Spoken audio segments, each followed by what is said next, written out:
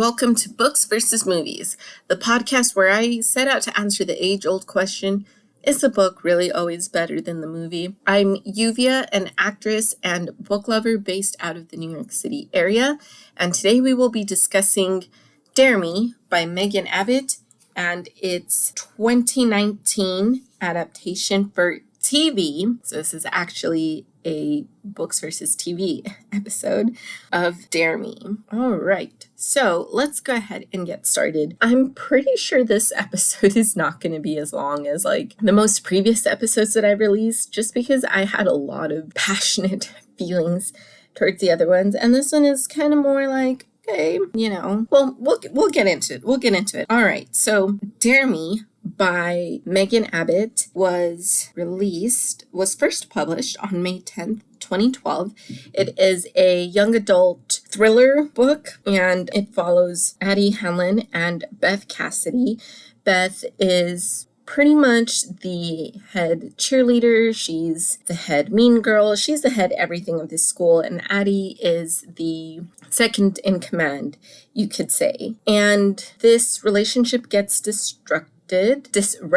Wow, I don't know what that was. It gets disrupted by the new cheerleading coach, Coach Colette French, who is here to bring the girls to regionals, to nationals, and hopefully win. They've never done this before. Addie is immediately enthralled by the new coach. Beth, not so much. She has her reservations about this lady. And the coach starts manipulating Addie to work in her favor. Then there is a suicide that comes into play, and the coach is the one that comes under the most suspicion for the suicide. So it's ruled as a suicide, but could it be a murder? I don't know. It looks like the coach might have something to do with it, and she brings Addie along for the ride. And then the TV series was originally aired on USA Network, but I think it's officially a Netflix series from what I understand. So because it is referred to as a Netflix series, but it did premiere on the USA Network before making its way to Netflix.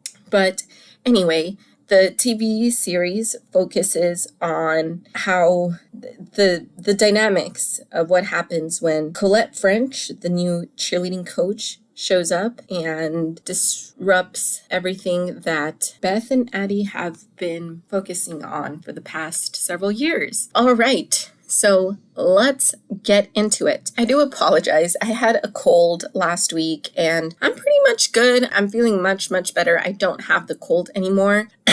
I do have like a slight cough still left over that hasn't fully gone away, but I'm good. So if I sound a little congested or a little out of breath, or, you hear me coughing, that's what's going on. All right. So let us get into it. Overall, my thoughts, this series, for it being a thriller, is just so slow. I did see the TV show first, and then I read the book. So I was very curious if they kind of dragged out the events to the book a little bit. And they kind of did, again, because they need to establish these characters and make us care about them, blah, blah, blah. But it was still so slow. And I will say the book is also really, really slow. So not exactly the kind of thriller that I'm into personally. I like my thrillers to kind of keep me on the edge of my seats from the moment it starts. But that's okay, I guess.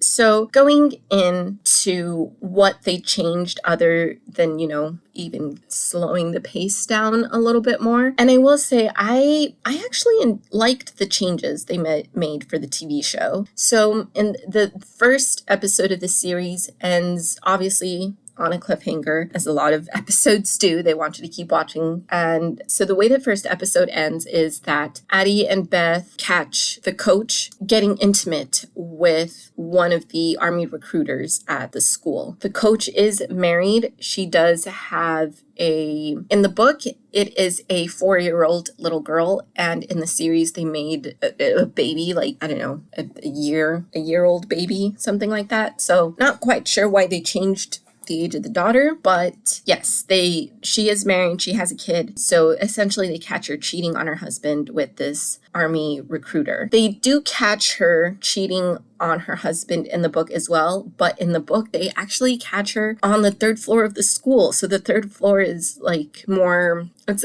basically empty classrooms and it's used more for storage and stuff. So the girls go up there and they hear some suspicious sounds, open the door, and see the coach getting it on with the army recruiter. Second major change is that Addie's mom in the TV series is a cop, and she is one of the cops that ends up investigating this suicide possible murder, which really freaks Addie out because, as I said, the coach wraps her up into, I don't necessarily want to spoil who the person that commits suicide is, but it is someone that the coach kind of knows, so that's why kind of the suspicion falls on the coach. And since Addie was also at the scene of the suicide shortly after it happened. Okay, so let me go into that really quickly. So the person commits suicide, the coach is there. In the book, the coach is there when it happens. In the series, she kind of just stumbles upon it and calls Addie to help her clean up the mess. She is in shock, supposedly, so she calls Addie in to help her clean the scene of the crime up. I'm going to call it the scene of the crime, even though is that what it's called when it's a suicide? I don't know, but that's what we're going to call it. It's just easier to say the scene of the crime. So obviously this really heightens the tension in the TV series because the mom is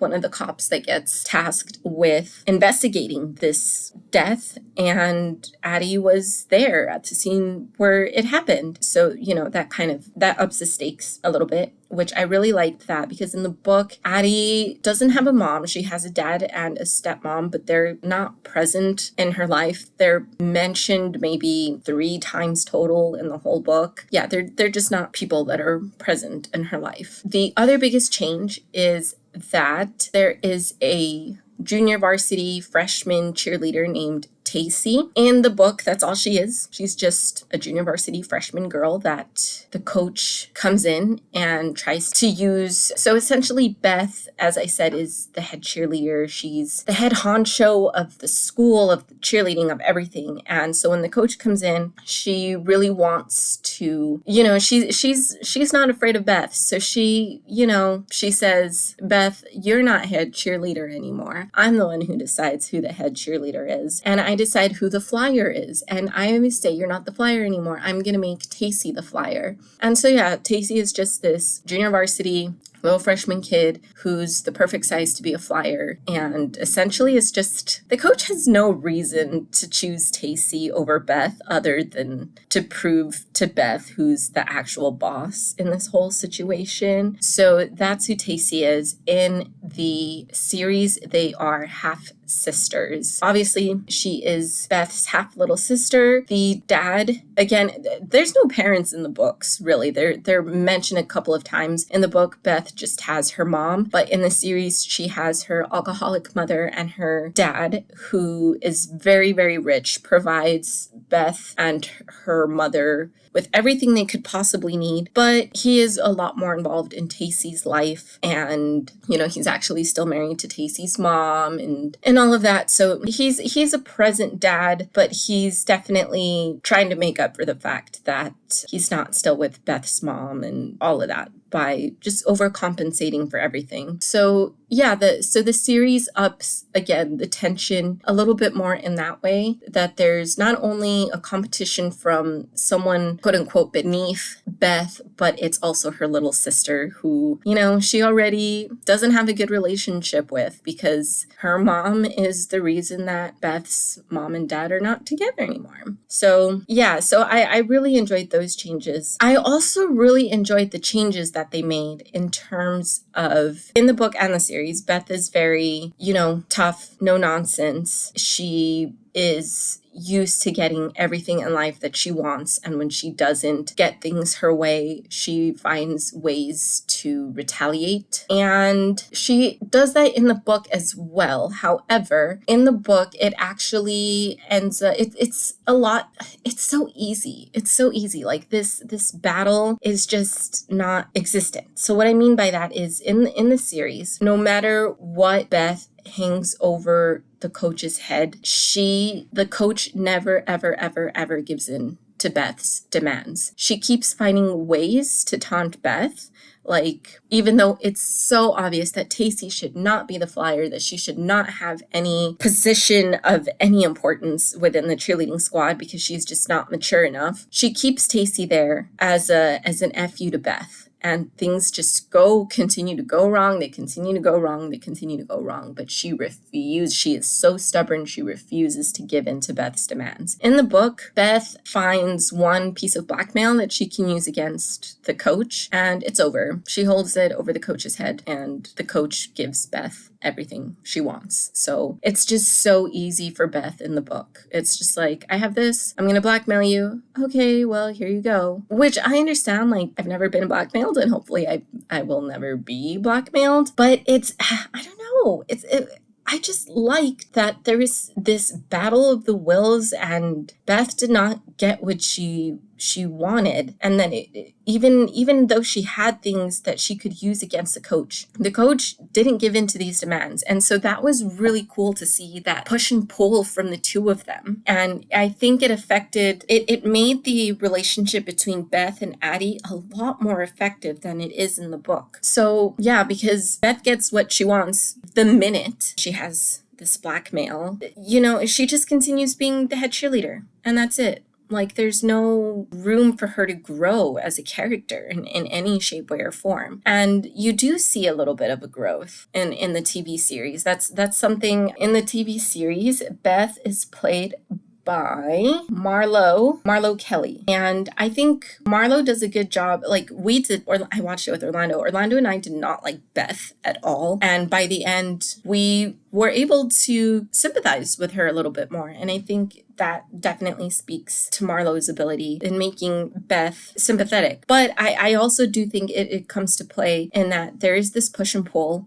The only person that Beth can really rely on is Addie. And we see Addie just get more and more manipulated by the coach to the point where she chooses the coach over everything. So this does happen in the book, where Addie chooses Coach French over Beth. However, I didn't really understand why she looked up to Coach. It's kind of insinuated that Addie possibly has a crush on the coach, and this is what allows her to be so easily manipulated. But even with that, I don't know. I just didn't feel like there was a lot of tension between Addie. Like this triangle between the coach, Addie, and Beth was just not as strong in the book. Like I said, in the TV series, we saw how close Beth and Addie were, and how as soon as the coach walks in, she starts, manipulating Addie, whether that be like a different form of love bombing,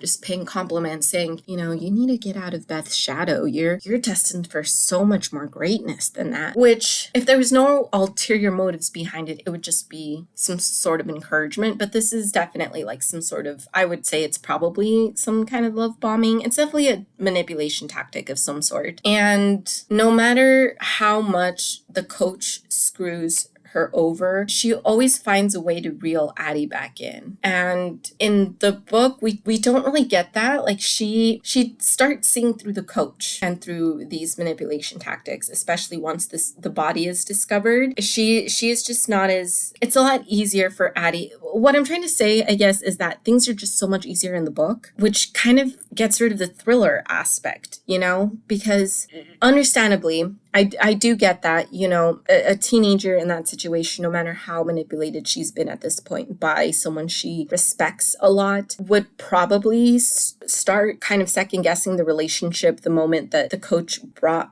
her into the situation. But still, like, this happens kind of relatively early on, and she I don't know, she just doesn't, she wants to keep defending the coach in the book, yes, but there just isn't that tension, there isn't that push and pull triangle. You don't see like the way you do in the TV series where the coach, kind of, Beth kind of starts pulling Addie towards her a little bit, and then the coach swoops back in and gets her completely on her side, and then Beth comes back in and starts reeling Addie back over to her side, and the coach reels her back in completely to her side. Like, there isn't that kind of push and pull relationship as much in the book. Everything is just so easy. So it was kind of a little frustrating on my end. And I think that just really slowed down the mystery, the thriller aspect. I will say that Willa Fitzgerald as Colette French in the series, she was very cold and calculating, and I thought she handled that very well. In the series also, Addie plays a much bigger role in helping the coach cheat on her husband. So Addie literally comes in and babysits the coach's baby so that the coach and the army recruiter man can go and do their what they need to do to release all that sexual energy they have. And in the book, she doesn't really help them, which I don't know. I liked that there was that extra element of, I'm gonna help, that there was that sense of manipulation, like, oh, thank you so much for watching my kid for me, you're gonna be rewarded so well for this by moving up and blah blah blah, so I really enjoyed that aspect of it. I really liked that there was that sense of like, oh, I'm helping Coach keep her secret. That means Coach really trusts me. And, no, Coach is just using you so she can continue having an affair without her husband finding out. So there was that. So I think those are the main things. Overall, like, the series itself was okay. The book itself was okay. If you are going to watch one or the other, or if you're going to watch or read one or the other, I would definitely say you can skip the book and watch the TV series. But like I said, even the TV series itself is just okay. So let's talk about the winner. I think it's fairly obvious who the winner of this round is, but we gotta make it official, So I rated the TV series 4 stars and I rated the book 3 stars. So the winner is the TV series. The TV series is better than the book in this instance, in my humble opinion. But anyway, if you have read Dare Me, or if you've seen Dare Me, or if you're like me and you've read and seen both, let me know which one you preferred. If you've only read it or only seen one or the other, then just let me know what you thought of it. Like I said, for me, it was just a big resounding okay. The series, the book and the series themselves were so slow. And I'm kind of surprised at how slow the book was, considering how much sooner the crime was introduced. Like, the crime was not introduced into the series until, I want to say, episode 6. Episode 6 of 10 episodes. Like, that's a really long time to really get the mystery going. Because, like, the first 5 episodes, me and Orlando were kind of just like, what is this leading up? Where is this going? Where is this leading to? The main focus of the series, even after the crime was revealed, like, we do get little aspects of, like, the coach and Addie freaking out because did they leave any evidence behind while they were in the apartment of the person that was dead? Or, even though there's that aspect, the TV series honestly focused more on the cheerleading aspect of it than the mystery itself. Like, in the TV series, we actually see them make it to regionals and compete, and they advance to nationals, which I'm guessing if there had been a second season, this show was canceled after just 1 season. I'm assuming they probably would have gone to nationals. And the book is supposed to be focusing more, like, the book, they never find out if they made it to regionals or not. They're working their way up to that. They reach the point of the big football game, and that's where the recruiter is gonna see them and decide if they're making it to regionals. We reach up to that point, and then the book just ends. I mean, there's more of a revelation that I actually don't need to spoil this book book other than, I don't even think I spoiled anything major. I can actually get away with not spoiling any much more in this than I need to. So anyway, so yeah, there's like the big revelation, the plot twist at the end of the book. Get a little tiny plot twist in the series that again, I'm sure they would have explored in the second season had it been picked up for a second season. But yeah, so like despite, I think my biggest complaint with the book is just that it was so slow. And yes, the TV series was slow as well, considering it was supposed to be a mystery. But at least, you know, we got some sort of closure in the form of them competing in regionals and seeing them work up to that for the first 5 episodes. Oh gosh. Okay. Anyway, so yeah, but the book itself was just really, really slow. I didn't find it very interesting. I wasn't very invested in the storyline either. I'm also really, really annoyed that it's called Dare Me. I have no idea what that title is alluding to. There's no dares that happen at any point, and maybe it's supposed to be like kind of alluding to the push and pull of Coach and Beth's relationship. It's like, oh, you think, dare me to do that. I dare you to do that, and you'll find out that I will actually, I'm not bluffing. I'm actually going to come through and do this. But I would say it's more of like, I don't know, if it was called like Challenge Me, I think that would have made more sense. But yeah, the title just really, really bugs me because I feel like it has nothing to do with the events of the book or the events of the TV series. It's just called Dare Me. I don't know, because it's, I don't know. I did not like that. But anyway, that is it. I don't know what we will be reviewing next episode, but catch you later. Let me know what you thought. Bye.